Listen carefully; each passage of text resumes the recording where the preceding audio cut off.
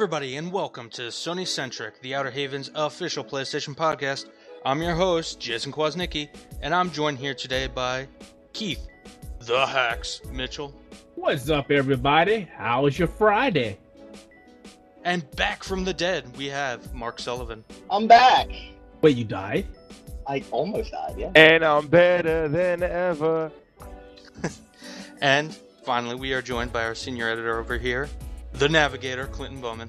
Clear Navigator Bowman, what's up, ladies and gentlemen? It snowed for a cup of coffee in New York City, but you know what? Unlike Long Island, the streets are looking a little gray. You know, snow melted. It's all nice and nippy outside. You can go outside, chill out, have a cup of coffee with your hipster friends in Williamsburg. You know, all that fun stuff. No. To take it from Chevy Chase, it's not nippy. It's nipply. It's still nipply outside. Yo, and when was the last time Chevy Chase was relevant? Doesn't matter. Always. Evergreen. Yo, Evergreen? Yep. Okay, whatever. I'm just saying, you can chill out with your hipster friends in Williamsburg or Greenpoint. Or, you know, if you're in Philly, there got to be a hipster place in Philly, right, Mark? Like, please convince me. Yeah, there's, Go to South Street. Like that. Plenty of hipsters on South Street. Okay. Oh, and like that all-black comic book shop. That's pretty hipster. You know what else is hipster? Final Fantasy. Today, folks, we have some nitty-gritty JRPG news to dive into. We got some dank Buster Sword shit coming your way, people. So if you don't know the difference between Eidolons and Aeons, then get the fuck out. But I'm just kidding, because there is no difference. Tomorrow. Oh, dang. Come on, Keith. It was a trick question. There was no difference. I failed. I just don't care. All right, man, where's the love? Where's the love? After 10 years and millions of tears, Final Fantasy 15 is finally coming. Hopefully, that is. Yeah, exactly. Forever. That's what it did. Hey, man, they got an event upcoming this March. We're gonna see what happens. Listen, this sounds really bad. It's like, yo, we have a date. We have a date for an event to announce the date that we're gonna have the event. To announce the date, which will probably end up turning to another announcement of another date announcement. It's hey, it's not The Last Guardian. Let's keep going. It's probably worse than that, honestly, but... So for those who don't know what we're talking about, this past Saturday, Square Enix aired another quote-unquote active time report after a long period of silence. Now normally, these things involve some sort of ridiculously unnecessary reel of development footage. Shit like the team going on nature walks in Europe for inspiration for the artwork, blah blah blah blah blah. This week, however, we got some seriously zesty bites of spiky-haired goodness. I think the most important thing was that the frog locomotion was 100% complete. True. Now we officially know enemies will turn you into a toad in this game. Yeah. So, we saw how magic will work, we saw stealth kills, we saw, more party mechanics, so let's go down the line here and talk about what we liked, disliked, worries, surprises. Mark, you're a really big Final Fantasy fan here. Let's start with you. What stood out to you the most? So, I really love what they did with the HUD. It's much cleaner since episode Duske. I like the stealth. How we're basically playing Metal Gear Fantasy 15 now. I'm a little hopeful that the stealth kills will vary in the animations, but I really like the idea. Right. And I especially love the effects that the magic is having on the environment. That it's just awesome how it's going to vary depending on things that are going on around you, like different effects. We saw Noctis use a fire spell when there was an oil leak coming off some Magitech armor, and it lit everything ablaze, and that was incredible. Yeah, and just for some context for how Hajime Tabata explained magic would work in this game, it's almost a little bit like 8, where magic will almost be like an item. It's not going to be an inherent skill that our characters learn in this game. They're going to draw on magic from different spots in the environment. And that's only one type of magic. There's also going to be the ring magic, which I'm much more curious about. Yeah, I'm a little curious about that myself. I was like, what is the idea behind that, though? Yeah, and especially because I'm not a fan of 8. I don't like the draw system, so I'm a little weary about this whole pulling things from the environment and storing them and using them when you feel like it as basically as an item. Especially that there's only going to be 3 types. So I'm much more curious about the ring magic because I want to see more different types of magic than just 3 elemental spells, you know? Right. Tabata said in the report that he wanted the focus not to be on a large variety, but making each individual one seem extremely powerful rather than going up. And I think I kind of agree with you there, Mark, that I would rather see the variety and the progress. Mm-hmm. And I totally respect what Tabata said. I've recently just been Final Fantasy VII again, and I realized that there is a ton of different magic that you can use, and I barely used any of it. I'm all for limiting how much you have and making it much more valuable and much more useful, so that I'll actually wind up in the game. Clinton, so what did you think of the trailer? What I think of the trailer, man, honestly, I didn't like Final Fantasy 12, and I don't like the idea of this one. I mean, honestly, keep your MMOs out of my console games, man. This is definitely more action oriented. But it's more action oriented. I mean, listen, all jokes aside, let's be serious about this for a minute. Honestly, it reminds me of Tales. It reminds me of the Tales games. It reminds me a bit of those games. You know what I mean? Like, I don't even remember what I exactly said to you before we recorded this, and I was like cracking so much jokes about it. But it reminds me a lot of the Tales games, and it also reminds me more of the action is a lot like a Musou game, actually. I can agree with that, actually. Having played Episode Disc-Guy, it's definitely a lot more simplistic, but I think especially now with the party combos and the commands they're introducing, there might be a bit more strategy than initially it appeared. Right. Keith, do you have any thoughts? Honestly, I don't have any thoughts because I'm still trying to wrap my head around this entire thing. Final Fantasy 15 is actually coming the hell out. And even though I did enjoy the trailer, I do agree it does seem more like Tales than traditional Final Fantasy. And I've been going back and looking through a lot of notes and stuff that I missed regarding the game. But one thing that actually shook that I actually really like, and it's not from the trailer, is how the combat system works as far as health depletion and death. So what I understand now is if you hit 0, your character still has a chance to come back. But I like the fact that if you keep taking damage, the fact that you have no health, your health meter actually goes down. And it stays that way until you either eventually get to a camp or some other place that it goes back up. That's pretty interesting, especially if you're stuck out and you're just fighting mob after mob. Does that make you want to play harder or pay attention more to how you manage your characters and whatnot? It kind of reminds me of like a pseudo permadeath, where you have to pay attention to your statuses now, or you're in some serious trouble, and you get to the point where there's no camp around, there's no town around, and you're at the point where you simply cannot go on because if you get hit again, you lose more health. I mean, I wonder if it'll ever get to the point where you're at the point where, all right, your health bar is totally gone. You can't take any damage now. But at the same time, I wonder if that would be an achievement too, or trophy. Right. Oh boy. Interesting. Yeah, that'd be pretty crazy. How low can you go? Especially since this game, and in all honesty, this game is coming out. I mean, we are aware this game is coming out on both the major consoles. As well, and I think we heard something about this game coming on PC as well. It was implied. I haven't seen anything. I'm not holding my breath, and I mean, console. It's kind of obviously we know it's coming out for PS4 and Xbox One. Someone looked at the source code and saw that there was like a hidden Steam icon on there. So it's still heavily data mining. PC, so. No, it's not even data mining because it's JavaScript pulled off of a web page. I know. Yeah, and I'm they actually edited it off. It's no longer in the source code, but someone on NeoGAF screenshotted it. Yeah, I mean, I wouldn't be surprised if it does come out on Steam. I mean, that's going to be some big money. That's going to be some real big money. I mean, it makes coming sense. It does Zero make HD sense. came to PC. They're porting all the older Final Fantasies to PC. This is the same thing that Clinton tells me. That's logic. You would think it would make sense instead of alienating your crowd. You give it for the PlayStation people, you give it to the Xbox people, and you give it to the people who don't have a console or don't want a console. Fact. That would make sense, and that way you can make money all the way around.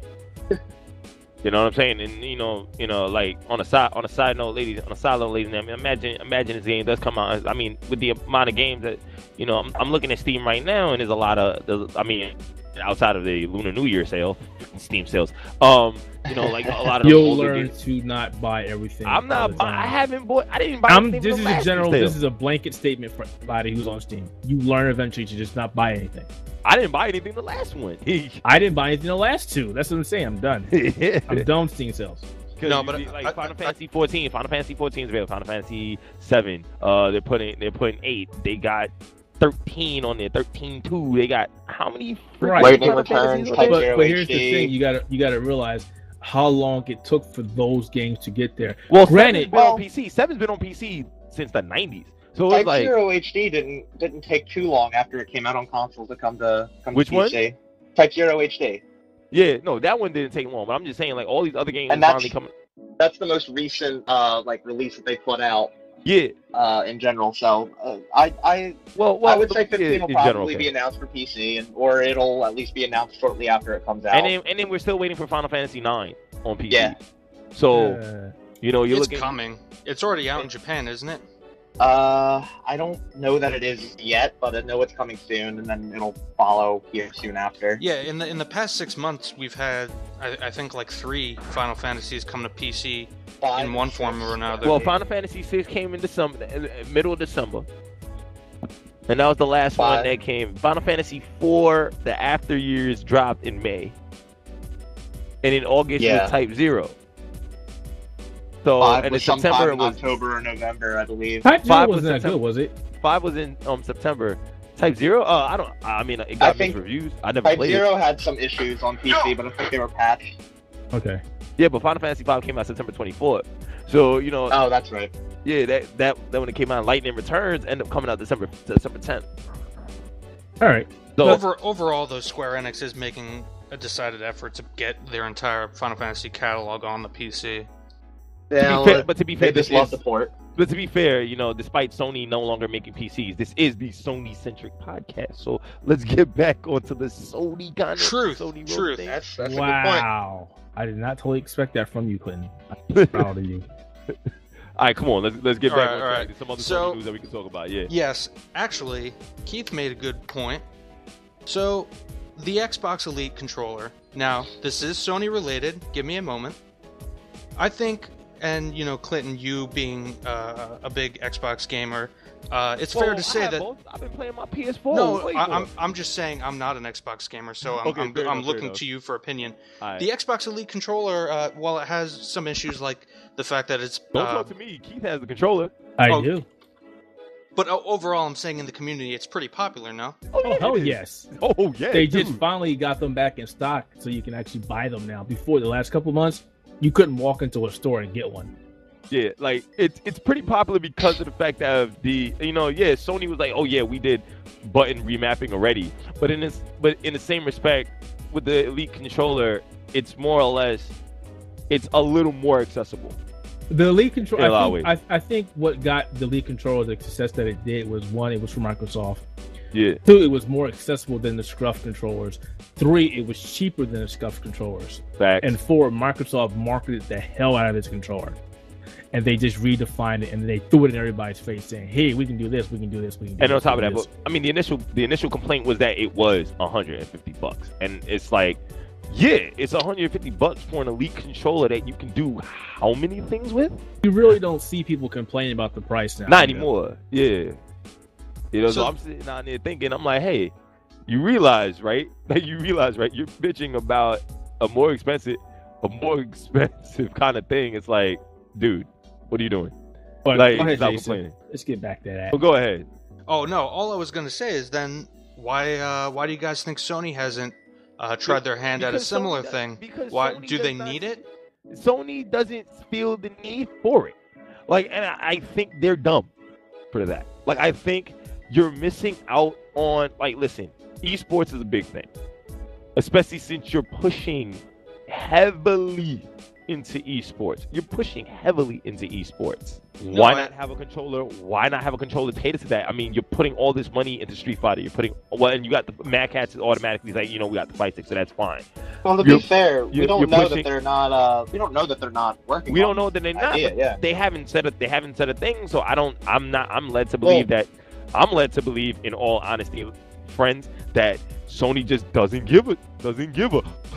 You know what I'm saying? Well, let's put it this way: the Elite controller was announced during Microsoft's E3 press conference last year. Yeah. So maybe that's what Sony's holding out for. Let me finish my point. Let me finish my point. Right? They're putting all this money into Treyarch and Call of Duty Black Ops esports and all this other stuff. Sony's looking to get heavily into esports.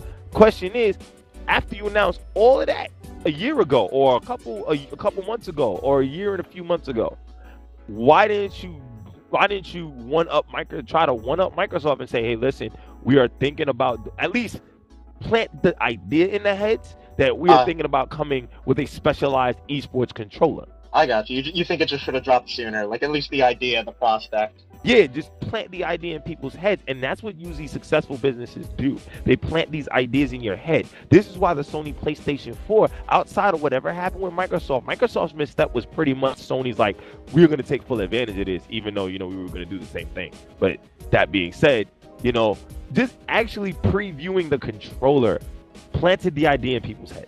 That's the thing. And just planting it in their heads works.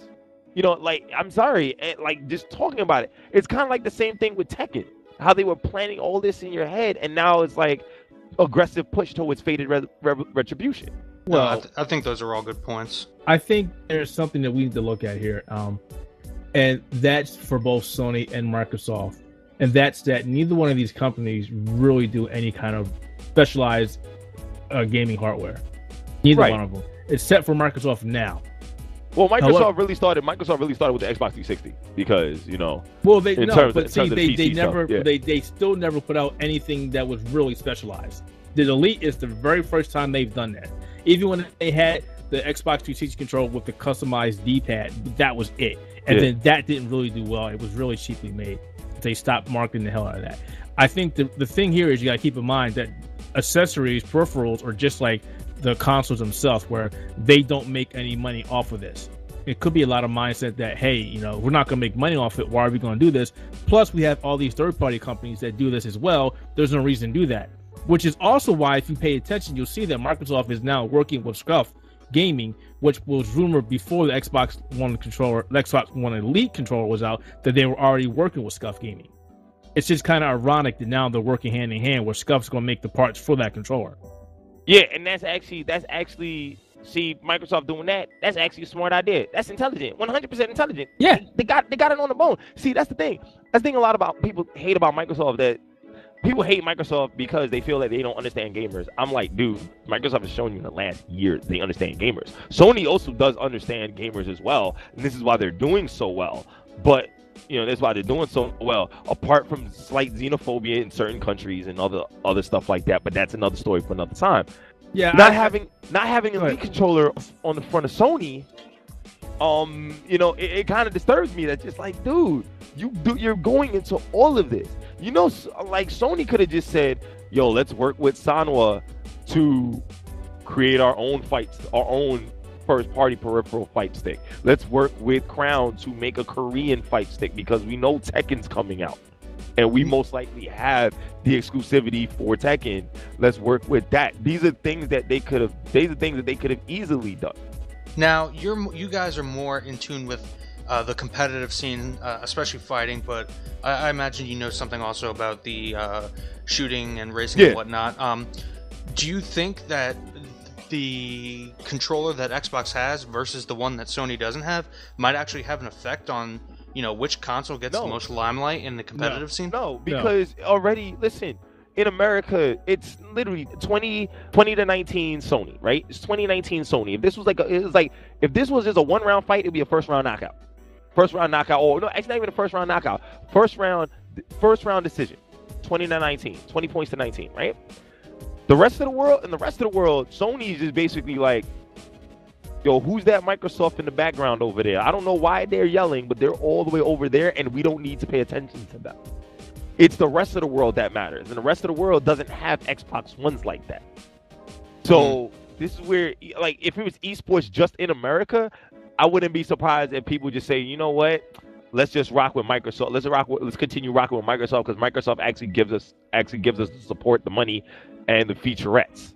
You know what I mean? Like, because Xbox really got into gaming. They really, and especially since they have Killer Instinct, they're really invested in the fighting game community now. Okay. Because of Killer Instinct, at least.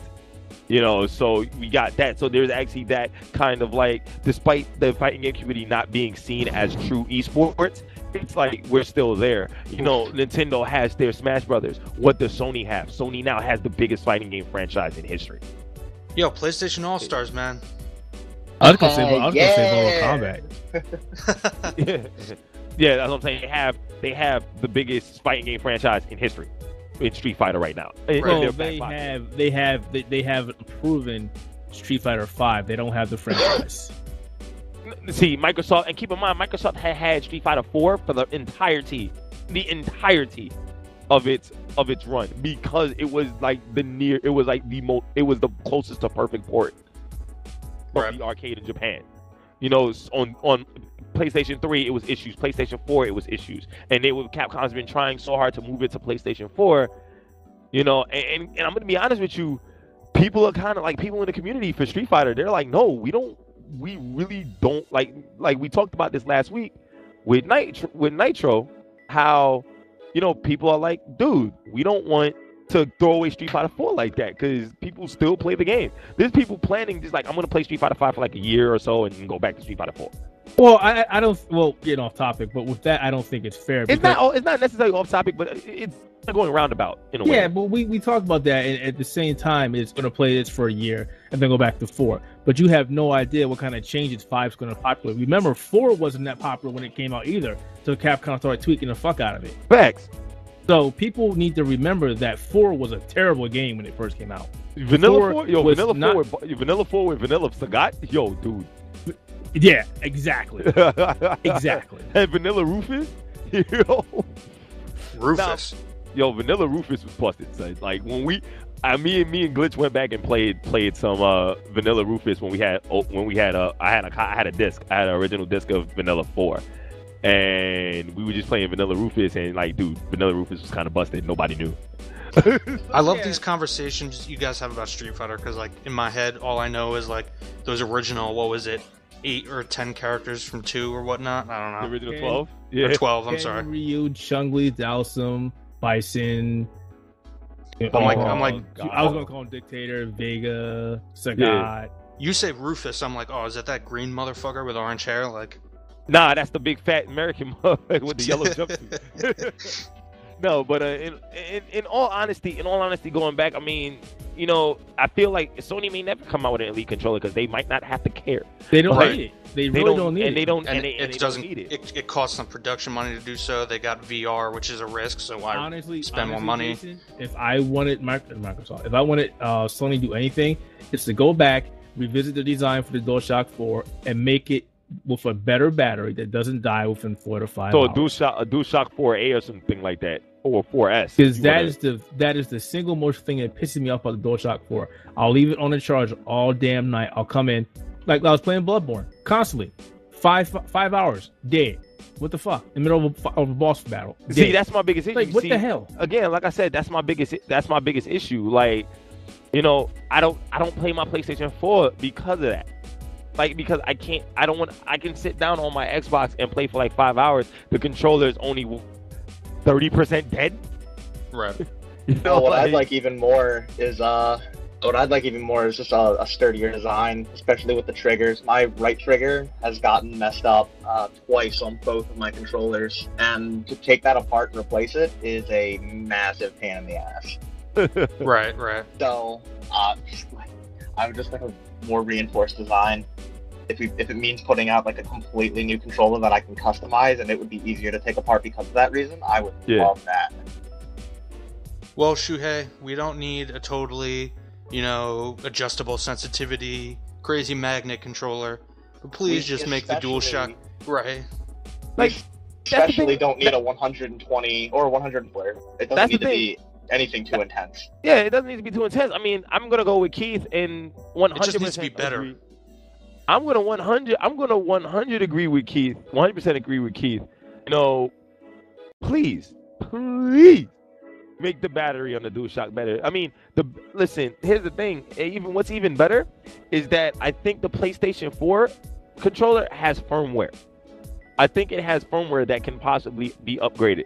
Microsoft has a controller that can be upgraded through firmware, and they've made battery improvements all the way, battery usage improvements all the way through these upgrades. I mean, it's not my even like control- it's not even like they've never put out like an upgraded controller in the past. Like with the PlayStation 1 generation, they started off No, with but the you're talking regular about physical. controller. You're talking about physical upgrades. I'm talking about firmware upgrades. Well, even so, if we just go back to the PS3, they started off with the 6-axis, and then they went to the DualShock 3. Yeah, but There wasn't again, much like I said, you're talking physical. I'm not talking. there wasn't much of a physical difference between Mark, those two. Mark, talking I love you. Please never mention 6 axes again. I'm talking. What I'm talking about. Some what I'm talking Starhawk, about man. is I'm really thinking that the DualShock 4 actually has a chip in it for firmware updates that Sony's never really looked into. That, and keep in mind, firmware updates can increase. You can increase battery performance through firmware updates, which Microsoft has done with their Xbox One controller. So to tell me that Sony can't do that, that's Sony being completely lazy and negligent on their I wouldn't part. say that. I wouldn't say that. We Yeah, gotta remember again that PlayStation 4 controller, the DualShock 4, has a lot of crap on it that really isn't needed. I mean, if they just gave us the ability to turn the touchpad off, And I gave think, us the I think they ability- can It's do not that. even that. It's like when's the last time you used a game that really utilized the touchpad in a creative way? Like, I think That the only time and I the really light used the bar. touchpad, was what? The time I used the touchpad, the most part was for like for the keyboard, and and I barely used it for the keyboard. I don't use Oh, it. what did I That and let just us turn the play? light bar off completely. Don't dim it. Just kill it. That's what I'm saying. Like, again, you could do that through a firmware update on the controller, and Sony hasn't been doing that. Sony doesn't give a shit. Well, Like, I don't I know. feel like I don't you know know- how much they're worried about firmware updates when they got PSN crashing. They gotta fucking change our names, man. They got so much shit they gotta do. What are you talking about? PSN never crashes. It never crashed. It never crashes, bro. Well, I think that's a good point to end it, guys. Folks, Yeah. Also, one last thing. one last thing, okay. One last thing. April 26th, we're gonna see an Uncharted 4 limited edition PS4 bundle for $400 United oh, States. that's right. I already got the collector's I edition. love Don't that care. color. And it's grayish blue, and we're also gonna get a grayish blue version of the gold wireless headset for $100 in early March. And So, the controller will also be standalone, which I actually might want to pick up. yeah, there's gonna be a standalone, and there's gonna be a bundled controller as well. So Yeah. yeah, I mean, my PS4 is fully paid off as of like next week, as of 2 weeks from now. So I probably, if GameStop has like a $200 thing, I'm probably gonna do that to get the to get the. Just get the, finished buying this. Why don't I buy another one? Oh, Okay, folks, this has been SonyCentric, the Outerhaven's official PlayStation podcast. Check out our site at theouterhaven.net for more, and be sure to stop by our YouTube channel at The Outerhaven Net. Like this video if we did a good job, and subscribe for more content. What was and that? if you didn't like the video, blame Keith. Yeah, Yeah, blame me. it's all Keith's fault, even though, I'm putting it up there, but You know what it's Keith will okay. say? You know what I'll like say? it. What? You know what I'll say about that? What? Jimmy crack corn and I don't care. Jimmy Crack Cone. Okay, let's end the podcast. Yeah. Hey, man, I'm putting it up there. I'll take the credit if it's good. If it's bad, Keith, you take the heat. As always, I'm Jason Kwasnicki, and we have here Keith the Hex Mitchell, Mark Sullivan, and Clinton Bowman. Everybody say goodbye. Goodbye. Goodbye. Bye. Bye. Peace out, Internet.